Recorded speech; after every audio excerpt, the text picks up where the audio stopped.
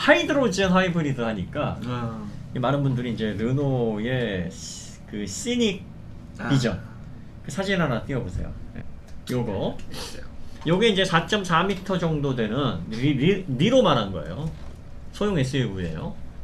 저기에 이제 뭐가 들어가냐면 16kW의 연료 전지 스택이 들어가고 40kWh의 배터리, 리튬이온 배터리가 들어가는데 요거를 뭐라고 얘기하냐면 배터리 퓨얼 드라이브라고 얘기해요. 쉽게 말하면 르노에서 지금 개발하는 컨셉은 레인지 익스텐더 역할을 수소가 해주는 겁니다. 쉽게 말하면 이제 우리가 하이브리드라는 개념이 내연 자동차를 전기 모터와 배터리가 일부 보조해서 어시스트해서 주행거리를 늘리고 성능도 약간 딱 그 개념이에요. 그렇죠. 딱 그 개념. 근데 그 전기차에서 왜 그런 하이브리드가 필요한가? 네. 멀리 가려면 배터리를 큰 거 달면 되잖아요. 그렇죠. 큰 거 달면 되는데 100kW짜리를 달면 되는데 되게 무겁잖아요. 그걸 절반으로 줄이면 배터리 무게가 몇백 킬로그램이 줄어들잖아요. 그렇죠. 근데 연료전지 수소 탱크는 정말 가볍단 말이죠. 그렇죠. 그거 통 한 두 개 달면. 근데 저게 간다 그러면 1.7톤이라는 걸 강조를 하는데 네. 사실 니로도 1.7톤이에요. 맞아요. 1.73톤밖에 안 돼요. 제가 타고 있는 코나 EV 코나는 1.68톤? 1.68톤이에요. 저보다 가벼워요. 그러니까 지금 저게 좀 과장된 게 몇 가지 있어요. 뭐냐면 좀 이해가 안 되는 건 경량화를 위해서 그렇게 했다는데 1.7톤인데 4.4m SUV란 말이에요. 그다지 경량화라고 보이지는 않고 첫 번째가. 네. 그다음 두 번째는 2.5kg의 수소와 40kWh 배터리로 800km를 가겠대. 네. 가능한가? 이게? 말이 되나? 이게 이러면 전기를 얼마 뽑겠다는 얘기야? 잠깐만요. 네. 16kW면은 연료전지 수소 연료전지 스택이 되게 작은 용량이거든. 그렇죠. 그럼 그야말로 어시스트를 위한 근데 이제 발전용밖에 안 되는. 연료전지 뭐 그렇다 치더라도 수소 탱크 용량이 2kg밖에 안 되면 2.5kg밖에 안 되면 많이 가야 한 250kg? 수소만 가지고 보면 수소만 가지고 64kWh의 배터리로 그렇게 가는데 아무리 노력을 해도 전비가 8kg가 나오기 힘들어요. 7점 몇이 나왔어요. 근데 얘는 지금 엄청 잘 나와. 15, 16? 네. 근데 그게 말이 안 돼요 지금. 자, 그 다음에 시각으로. 기사 중에서 이제 그 내용은 잘못된 거니까 이거 하나 정정을 해드릴 건 5분 충전에 800km 갈 수 있다는 건 이거는 잘못 알고 완전히 얘기하는 거예요. 잘못된 거예요. 이거는 이제 수소 충전에 5분이고 그렇죠. 수소 충전을 하고 배터리를 완충했을 때 800을 간다 이 말을 이제 배터리 완충 그 얘기를 빼는 거죠. 그렇죠. 그러니까 요거는 이제 기자분이 실수를 한 거고 문제는 얘가 2.5kg의 수소와 40kWh의 배터리만으로 1.7톤의 4.4m SUV를 800km로 가게 할 수 있느냐. 출력은 160kW니까 218 PS란 말이지. 218마력인데 뭐 코나랑 비슷한 그러면 수준인데. 더 어렵다는 소리예요. 비슷하다고 봐야지 비슷하다고. 뭐 비슷하다고 보면 뭐 수소에서 보조를 출력을 보조를 해준다고 하면 그쪽에서 보조를 해준다고 하면 비슷하다고 보면 될 것 같은데 그렇다고 하더라도 전비가 킬로와트당 10kg는 안 나오거든요. 그러니까 이거는 2024년도에 출시라고 하니까 이건 좀 기다려봤다가 판단을 하시는 게 좋을 것 같아요. 지금 오픈된 기사로는 상식적이지 않은 얘기가 너무 많아요. 그리고 지금 그 하이드로젠 하이브리드가 현대가 그 접근하는 거와 르노가 접근하는 게 완전히 다릅니다. 일단은 뭐가 원조냐 이렇게 얘기를 하시는데 승용 형태의 이런 형태의 하이드로젠 하이브리드는 현대가 가장 먼저 발표한 건 맞아요. 그러니까 비전 FK 스팅어를 기반으로 한 그게 작년도 모터쇼인가 9월에 발표가 됐고 그 다음에 시닉은 한 달 뒤인 10월에 발표가 됐으니까 개발은 뭐 각자 알아서 그 이전에 했겠죠. 그러니까 뭐 누가 먼저냐 이거는 중요한 항목이 아닌 게 왜냐하면 이 두 시스템은 출발이 달라. 왜 다르냐면 의미가 달라요.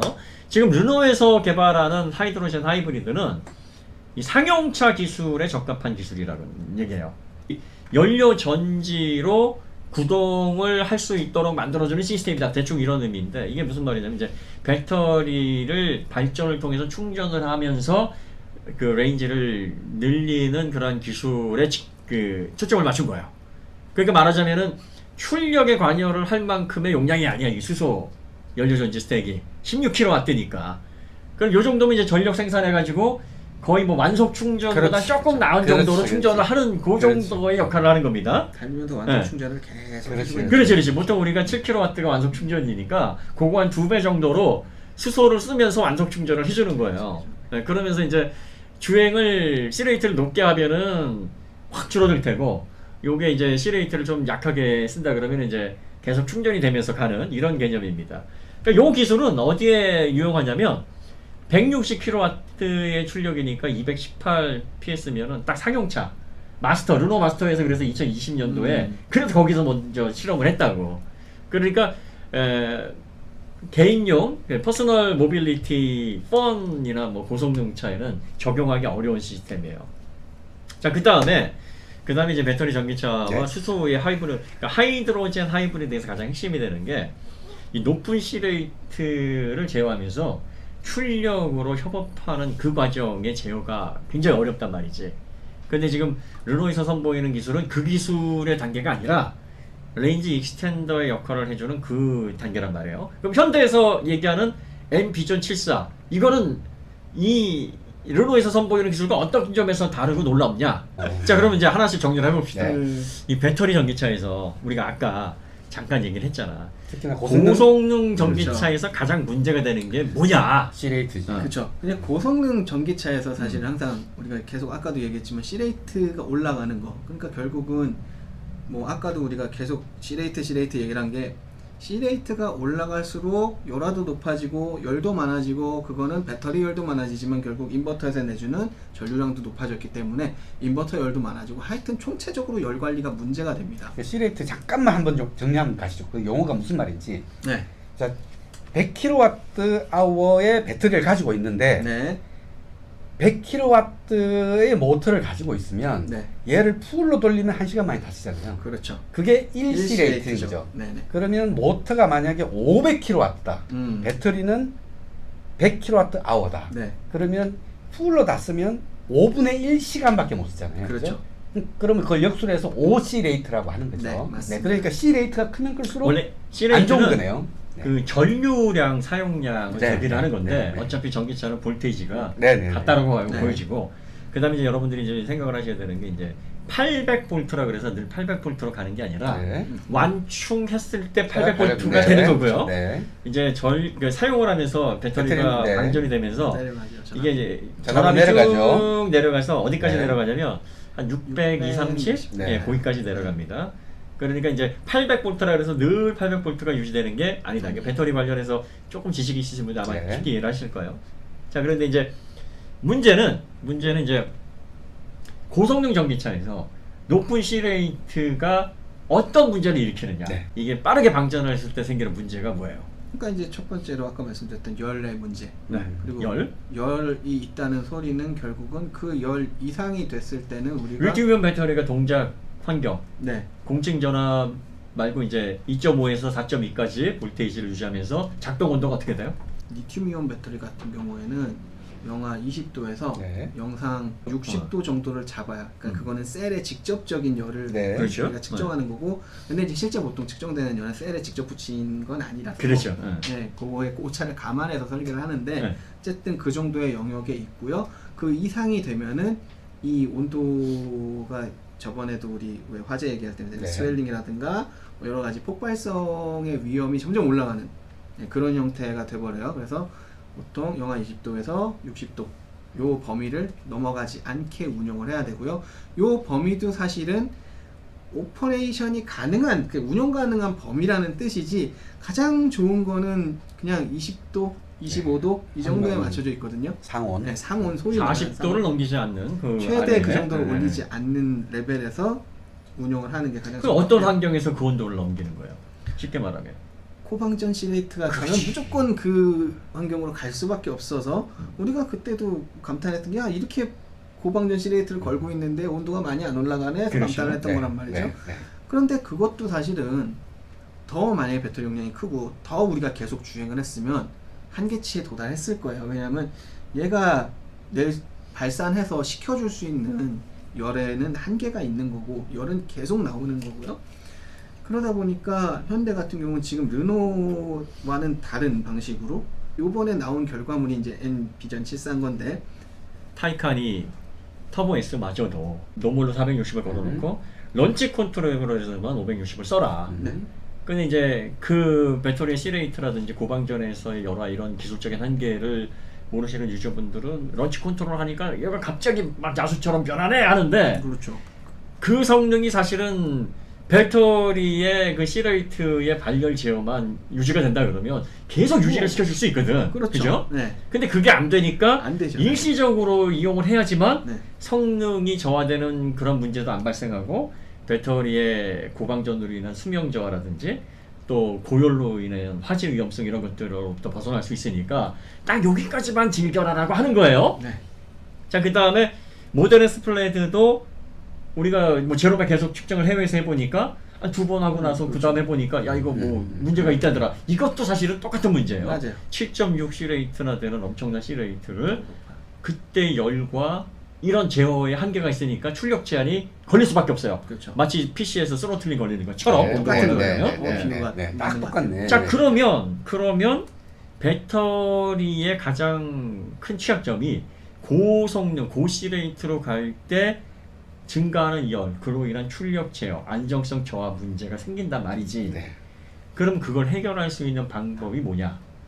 어차피 모터스포츠를 하려면 전기차로 최소 5C레이트 이상, 6C레이트, 7C레이트까지 아주 출력 많이 뽑아야죠. 네. 그렇죠. 이렇게 되면은 이거 지속성에 문제 생기고 고열로 인한 안정성 문제 생기고 배터리 수명에 문제 생기니까 레이스카처럼 뭐 일시적으로 뭐 하는 건 문제가 없는데 유지 자체가 안 되니까 그렇죠. 결과적으로 C레이트를 최대한 내릴 수 있으면서 성능을 유지할 수 있는 방법이 뭐겠느냐? 방법은 딱 하나예요. 보조하는 동력원만 있으면 돼. 보조하는 동력원. 그러니까 수소가 사실은 3C레이트 이상 방전을 하기가 적합한 시스템이 아니란 말이에요. 그러면 수소가 85kW의 연료전지 스택이 들어가서 이게 출력 어시스트에서 2C레이트 정도만 낮춰주게 되면 6C레이트가 4C레이트보다 줄어들게 되는 거예요. 이렇게 되면은 고방전으로 인한 고열 문제, 출력이 떨어지는 문제, 그로 인한 화재 문제가 다 해결이 되는 거예요. 다 해결이 되는 거예요. 약간 시스템만 복잡해진 거 말고는. 근데 그 복잡해지는 시스템이 해결하는 문제가 너무 각광범위한 거예요. 네.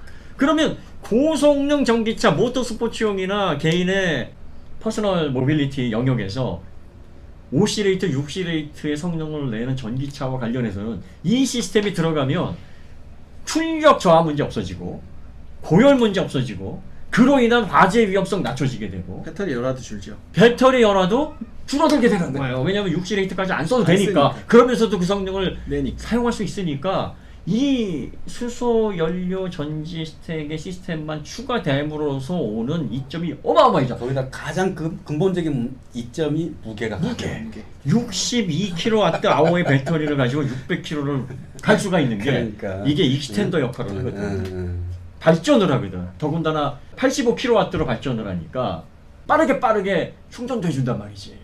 그러니까 이 두 가지가 해결이 되니까 중량 문제가 해결이 돼요. 그러면 이제 60kWh의 배터리를 넣게 되면 배터리 무게가 보통 고성능은 100kWh 이상으로 들어가야 된단 말이에요. 그러니까 그거 너무 무거워져. 30 몇 %야. 거의 40% 가까운 무게가 덜어지는 거예요. 그러네요.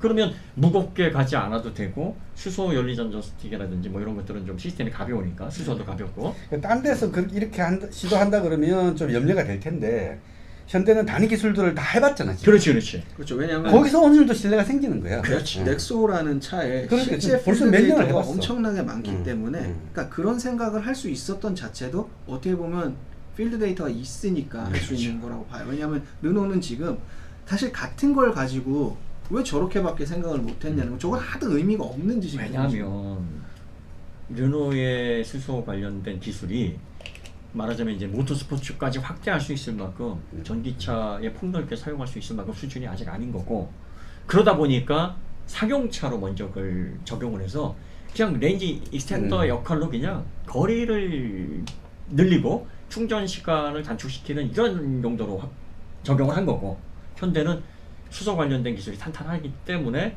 여기에서 더 한 발 더 나가서 체인저로서 그리고 또 모터스포츠용과 고성능 전기차의 문제점을 해결하는 역할의 해법으로 이걸 해석한 거죠. 근데 이제 그 두 개의 기술 차이가 우리에게 실제로 미치는 영향이 어느 정도로 크냐면 르노 같은 경우에 레인지 익스텐드이기 때문에 수소를 다 쓰고 배터리를 또 쓰다 보면 나중에 그걸 충전하려면 두 군데 다 가야 돼. 그렇죠. 근데 예를 들어서 그 엔비전 74 같은 경우는 수소가 조금 남아 있으면 수소 충전소 가는 동안 충전하면 돼. 그렇죠. 이게 60kW짜리를 85kW로 충전하는데 1시간도 안 걸려요. 그러니까요. 그럼 한 시간 동안 내비 찍고 가는 동안 너 빨리 충전해. 그러고 나는 수소만 충전하면 돼. 그렇죠. 하나만 두 군데 갈 필요 없어. 하나만. 이거 되게 편한 거예요, 이거.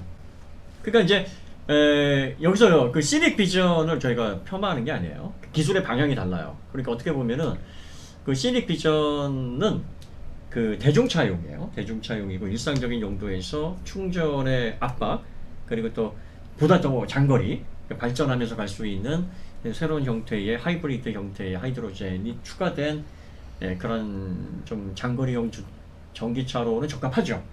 그리고 지금 N비전 74 같은 경우에는 전기차에서 가장 큰 문제가 중량 문제고 네.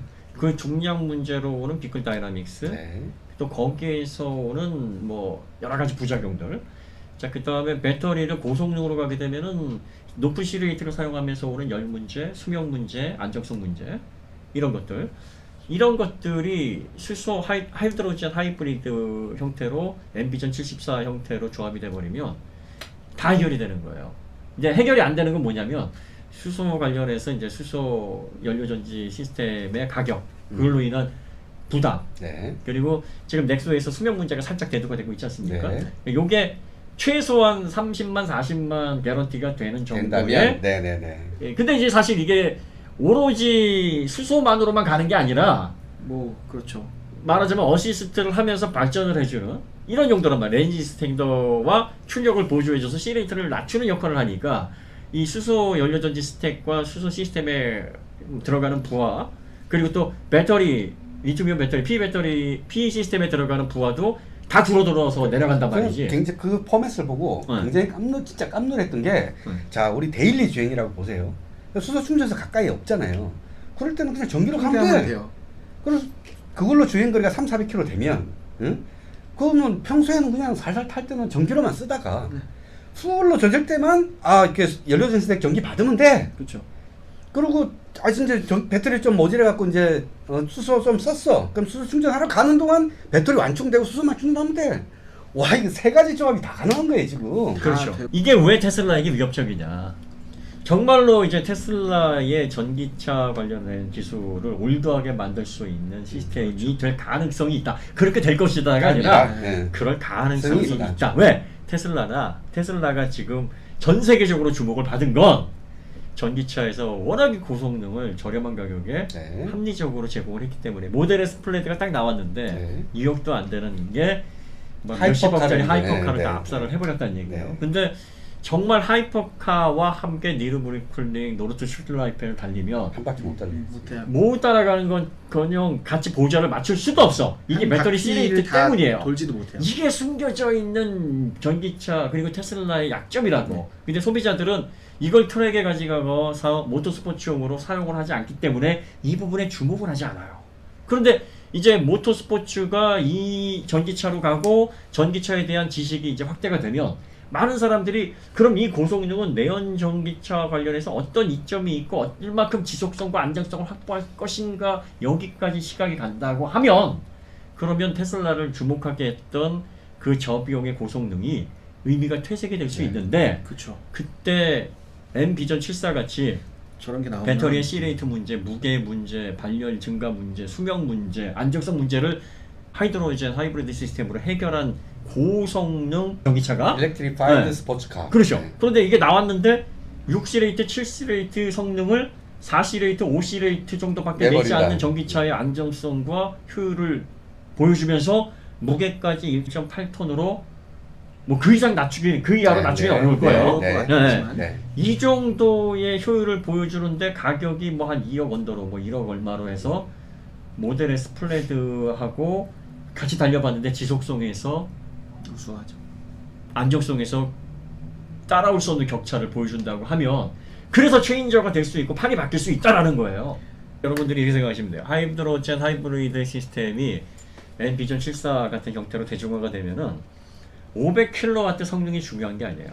500kW, 680마력이라는 성능도 중요하지만 이 성능을 전기차보다 몇 배나 되는 풀로 낼 수가 있다. 지속적으로 낼 수가 있다라는 겁니다. 그러면서 배터리에서 발생하는 발열의 부담이라든지 화재 위험이라든지 수명 문제가 훨씬 더 개선이 된다라는 얘기고, 전기차도 드디어 무게를 덜어내면서 재밌어질 가능성이 있다라는 얘기입니다. 네. 내연 자동차에 한 600마력, 500마력대의 그 정도 무게는 실어놓을 수가 있으니까 드디어 모터스포츠 영역에 들어가는 거예요, 이제. 이제 고성능 전기차 하면 이제 지금까지 직발만 있었거든요. 그렇죠. 네. 이제 핸들 돌려도 되는 전기차가 나오는 그렇죠. 거예요. 심지어는 얘는 아까 뭐 이제 무게에 물론 기존 거보다 한 200kg, 300kg 무겁긴 한데 네. 무게 밸런스가 그만큼 또 하중에 낮게 있는 장점이 있어서 그러니까. 사실 엄청 부담스럽지도 않거든요, 사실은. 자, 한 분이 레이싱이 그렇게 중요한지 모르겠는데 이렇게 얘기하셨는데요. 레이싱에서 레이스카가 그 정도의 내구성과 그 정도의 안정성을 버틸 수 있는 시스템이면요, 지금 전기차 그렇죠. 대비 일상적으로 이걸 대중차로 만들어버리면 수명이 2배, 3배, 4배, 10배 돼요. 네. 완전히 바뀐다는 거고, 판이 바뀐다는 거예요. 그리고 더 고성능을 더 지속적으로, 더 안정적으로 얼마든지 걱정하지 않고 이용할 수 있는 시대가 열린다라는 겁니다. 쉽게 얘기하면 여러분들이 뭐 이제 엔진이 달린 애들 같은 경우 엔진 오일도 뭐 얼마 만에 교환해주고 뭘 해주고 해도 계속 그 수명은 내구성은 떨어지는 거예요. 근데 얘는 내구성이 거의 그대로인 채로 뭐 수십만 킬로를 뛰고 중고로 팔아도 똑같은 거예요. 그렇죠. 그냥 연식만 오래된 거지 네. 얘는 하나도 이 뭐 내구성이 손실된 게 없는 거예요. 굉장히 이거 개념이 엄청난 거예요. 거예요. 그래서 제가 그 MB 74 그 영상을 보고 와서 설명하면서 미쳤다라는 말을 총 12번인가 썼더라고요. 네. 근데 그거를 다 설명을 못 해드렸기 때문에 이걸 좀 과하다라고 생각하신 분들이 계실지 모르겠는데, 라이브에서 이제 좀 아껴뒀다가 설명을 해드려야지 하고서 그걸 조금 감탄사만 말씀을 드렸는데, 진짜 미친 거예요. 이게 만약에 실현이 된다 그러면 판이 바뀝니다. 게임 체인저가 되는 겁니다. 네. 그리고 이렇게 되면 배터리에 목매지 않아도 돼요. 네. 그렇죠. 이제 배터리를 4680식으로 해가지고 막 엄청난 소재를 갖다 때려 부어서 생산해내지 않아도 대중차에는 200kW 정도 출력 얹어놓고 그러면 500, 600, 700 막 나와요.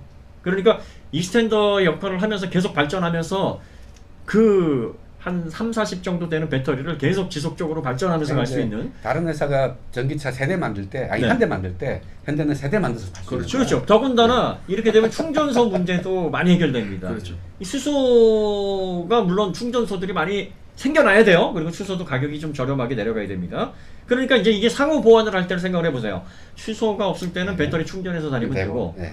배터리 충전을 못했으면 수소를 충전해서 다니면 되는 거니까 상호 보완을 할 수 있으니까 선택지가 더 넓어지게 된다는 겁니다. 이게 해결해야 될 문제점이 이제 세 가지가 있어요. 첫 번째가 수소 연료전지 스택의 수명 문제를 해결해야 됩니다. 여기 기본적으로 제가 볼 때는 한 4, 50만 정도는 개런티를 하는 게 대중차에서는 개런티의 최저 리밋이 아니겠느냐. 네. 그런데 근데 실제로 사용하다 보면 전기 배터리로 사용할 가능성이 많기 때문에 네. 실제로 막말로 제가 저는 만약에 제가 그걸 산다 그러면 수소 충전하는 것보다 전기 충전하고 싶어요. 왜냐면 집에 완속 충전기 그렇죠. 아파트에 있거든. 그렇죠. 수소 안 쓰게 하고 싶어. 네. 그렇다 보면 내가 세게 안 달리면은 평생 연료전지 한 번도 안 쓸 수도 있어요. 그렇죠. 그러니까 그런 식으로 아껴 쓸 수 있어. 그러니까 집밥에 있으면 그 차의 주행 거리만큼 수소 연료전지의 주행 거리가 될 거다라고 생각할 필요 없어요. 그렇죠. 그러니까 이것만 단독으로 쓰는 게 아니기 때문에 보완해서 수명이 더 길어질 수 있는 장점이 있다. 그리고 또 대중화시키려면 지금보다 수명을 더 늘릴 것이다라고 추정하는 게 일단 맞고요. 자, 두 번째 문제가 시스템이 복잡해지면 고쳐야 될 부분, 어디서 고장날지 몰라. 네, 그렇죠. 이거는 시스템을 모듈화, 소형화, 컴팩트화, 표준화 이걸 통해서 제조사가 해결해야 되는 문제예요. 근데 사실 지금 전기차도 다들 초창기에 그 얘기를 다 했어요. 그러니까 어디서 고장날 여지가 많고, 그냥 다 반도체로 이렇게 회로도 복잡하고 뭐가 많아 보이거든요. 근데 이렇게 해놓고 보니까 막상 고장이 엄청 안 나요. 잘 안 나. 고장이 너무 안 나요. 너무 1년에 뭐 한 번 AS 센터 한 번도 안 가셨다면서. 이제 가야지. 이제 가야 돼. 제가 요번에 한 번 갔거든요. 네. 이제 부품을 오더해놨는데. 몇 년 만에. 그러니까 제가 지금 98,000을 탔어요. 네. 98,000을 탔는데 이제 한 번 가는 거예요. 한 번 가는 게 이제 그 급속 충전 쪽에 약간 문제가 있어가지고 그 모듈을 하나 바꿔야 된다고 하는데 그 모듈이 지금 이제 오더를 해놨어요. 지금 없다 그래가지고 그거 바꾸러 한번 가는 거는 그렇다고 좀 급속 충전이 안 되는 거 아니고요. 완속 충전 돼서. 근데 저는 언제 그게 고장난지 몰라요. 집에서 완속 충전을 하니까. 그러다 보니까 이게 아니 10만 킬로 가까이 뛰는 동안 뭐 이거 블루엔진 한번 가질 않은 차를 고장이 많이 날 거라고 우리는 사전에 예단을 하고 했었단 말이죠. 그러니까 얘도 굳이 그럴 필요가 없을 것 같다. 이거를 보니까 아니 고장날 구석이 없어요. 근데 이제 사람들이 조금 이제 불안해하는 거는 배터리 일렉트릭 비클 이 시스템 조금 뭐 잊어버렸다 치고 퓨얼 셀에 대해서 좀 생소하니까 그거에 대한 염려가 조금은 있지 않냐라는 거고. 자, 그다음 이제 세 번째가 가격을 얼마나 잘 잡느냐가 문제예요. 사실 가격이 가장 문제예요. 다른 거. 그게 문제예요. 그러니까 배터리 그 시스템 이런 것들은 이제 점점 안정이 돼가고 있겠지만 수소 연료 전지 스택이 이제 총매 캐탈리스트는 이제 백금을 사용한단 말이죠. 백금이 비싸니까. 비싸죠. 뭐 백금, 팔라듐 뭐 이런 것들이 있어야 이제 비싼 것만. 그 옥시데이션을 시키죠. 수소하고 산소 반응을 일으키니까 발전을 하죠. 그러니까 요 문제를 어떻게 해결할 것이냐. 이제 요거는 대중차에다가 이제 요거를 그 N비전 74는 이제 85kW로 풀로 이제 모터스포츠까지 사용하려다 보니까 충전량이 많아야 되잖아요. 근데 르노처럼 16까지는 아니더라도 한 30kW, 뭐 25, 30 요 정도 연료전지 스택 쓰면 그만큼 저렴하게 내려가니까. 그다음에 P 시스템도 대략 30kWh 정도면 요거 가지고도 한 400, 500 뭐 갈 수 있지 않을까? 뭐 르노는 16kWh하고 40kWh로 800 간다며. 확인해 봐야 돼 진짜. 오는 좀 될 것 같은데. 아니 25kW의 연료전지 스택과 40kWh의 배터리 P 시스템으로 한 500, 600만 달성을 해도 그렇죠. 5, 600만 달성해도 좀 가격 문제도 상당히 잡을 수 있을 것 같아요. 그러니까 세게 달릴 거 아니면 진짜로 세게 달릴 거 아니면 우리 100km 시속 100km를 항속 주행하는 데 쓰이는 에너지가 20kW 정도밖에 안 돼요. 그러면 좀 가속한다 해도 우리가 시내에서 막 좀 스포티하게 가속을 해도 한 50kW, 100kW 쓰기 힘들어요. 그렇죠. 근데 그래서 이제 연료전지 스택을 만약에 한 30kW, 40kW짜리만 갖다 놔도 충분하고, 그럼 만약에 이제 차후에는 가격 저렴하게 해서 뭐 차량 판매 수소 탱크 옵션 해서 너 2개짜리 기본인데 하나 더 달래. 뭐 이러면 늘어나는 거야. 그렇죠, 그렇죠. 항상 상당히 또 재밌는 세상이 또 벌어질 수 있어요. 뭐 수소 탱크 하나가 이제 2.1kg니까 그거는 무게 축에도 안 들어가죠. 1.1kg에 뭐 그 옵션 선택해서 2개 할래, 뭐 하나 할래 할 수도 있고. 어쨌든 지금 N비전 74가 500kW의 고출력을 하이드로젠 하이브리드 시스템으로 85kW의 연료전지 스택과 62kWh의 P 시스템으로 조합을 해서 모터 스포츠용으로 사용할 수 있다는 거. 지속성이 떨어지지 않고 뉴르bur그링 노르트트라크 21km인데 뭐 그런 걸 풀 퍼포먼스로 주행할 수 있을 만큼의 그런 퍼포먼스와 가벼운 2톤이 훨씬 못 미치는 경량화, 그걸 통해서의 효율성 뭐 이런 것들을 다 잡아내는 어떤 기준점으로 이제 현대에서 만들어서 지금 롤앤랩으로 앞으로 대중화시키기 위한 준비를 하고 있다라는 얘기인데, 일단 여기에서 이제 모터스포츠에서 이런 문제가 해결이 되면 대중차의 전기차의 이제 앞으로의 방향이 완전히 바뀌는 거예요. 그러면 이제 전기차가 대중차도 이 두 가지 조합으로 인해서 배터리의 부담, 수소 연료전지 스택의 부담, 무게의 부담, 안정성의 또 발열 제어의 부담, 이런 것들에서 다 벗어날 수 있다라는 얘기니까 가격하고 복잡한 시스템, 그 다음에 수명 문제 이 세 가지만 해결이 된다 그러면 지금보다 우리는 훨씬 더 많이 가고 오래 쓸 수 있고 안정적이고 불안나는 전기차 이용할 수가 있고 충전의 압박으로서부터도 벗어날 수 있으니 이게 가격 조건만 맞게 되면은 테슬라의 지금 현재 전기차 이 시스템, 단일 시스템을 올드하게 만들 수 있냐 없냐, 이건 너무나 답이 명확하잖아. 그렇죠. 완전히 테슬라가 그 게임 체인저가 아니라 오히려 지금 그들이 계속 추구하고 있는 방향성은 오히려 과도기적인 이게 돼버리는 거예요. 물론 이거는 가장 좋은 시나리오일 때 이래요. 네, 그렇죠. 가장 좋은 시나리오일 때. 가봐야 하는 거야. 뭐든지 가봐야 알아. 해피엔딩을 설정해 놓고서 이렇게 가면 최적이다, 최고다. 그렇죠. 우리도 현슬라 한번 가져봅시다. 근데 우리가 기슬라, 현슬라. 이게 근데 우리가 이렇게 막 기대를 하는 이유가 아니 최근에 그렇게 보여줘서 더 기대가 되게 만들어요 지금. 기술적으로 말이 되잖아. 네. 그리고 딱 봤을 때 문제점이 해결될 수 있는 포인트들이 너무나 명확한데 그렇게 생각 안 할 수가 없죠. 현대가 시원하게 질렀는지 아니 대책이시 이렇게 오픈한 건지 이제 봐야 알겠죠. 모든 실체를 확인해 봐야 돼요. 그리고 실체를 확인해 보고 이게 실현 가능성 그리고 또 시장의 게임 체인저가 될 수 있는 기술적인 포인트가 뭔지 이런 부분에 집중을 해야 됩니다. 어쨌든 저희가 지금 말씀드리는 건 개념 정리고 네. 우습게 가볍게 볼 수 있는 부분이 아니다. 네. 그리고 굉장히 충격적인 거다. 그렇죠. 네. 하이드로젠 하이브리드 시스템이라는 거를 왜 저희가 계속 미쳤다 대단하다 이건 정말 놀라운 발상이다라고 하는지 그리고 르노 시닉 그 비전을 굳이 왜 같이 설명을 하려고 하지 않았는지 전혀 다른 방향입니다. 르노 시닉 비전 기술은요 그냥 상용차에 더 빨리 적용이 됐으면 하는 기술이기 때문에 아마 그것도 그 나름대로의 가치는 있으나 지금 우리가 요구하고 있고 개인 퍼스널 모빌리티에서 추구하고 있는 앞으로 미래 전기차의 방향성과는 조금 맞지 않아요. 그리고 기술의 범위가 상당히 조금 좁습니다. 좀 더 진보적이거나 앞으로 판을 바꿀 수 있는 게임 체인저라기보다는 하나의 좋은 대안 정도의 어떤 상용할 수 있는 그것도 2024년이니까 그것도 기다려봐야 됩니다. 네. 이것과 관련해 가지고 수소 관련된 하이드로젠 하이브리드 비전 N 비전 74는요 관심을 가지고 한번 지켜보시기 바랍니다. 그리고 전기차가 고성능 부분에서 또 앞으로 전기차를 지속 가능한 어떤 발전 부분 또 배터리가 소재 부분이 이게 진짜 심각해요. 맞아요. 그리고 테슬라가 4680을 쏟아내려고 하는 것도 이게 과연 달성 가능한 목표일까 지금에 와서는 국제적인 어떤 정세를 비춰서 보면 상당히 부정적인 부분들이 많거든. 그런데 수소 하이드로젠이면 해결될 수 있는 가능성이 있어요. 네. 지금의 배터리를 절반 정도 그 이하로 사용해서도 현재보다 더 만족성 있고 지속성 있는 전기차 EV 시대가 열릴 수 있는 가능성이 있다라는 거죠. 그러면 이 기술에 주목하는 건 정말 당연한 거고 절대 가볍게 봐서는 안 됩니다. 한 가지 바라는 건 현대가 너무 자신감 있게 성취한 것보다 더 우리도 한번 질러봐 하고서 한 게 아니길 바라요. 네. 네. 그렇죠. 정말로.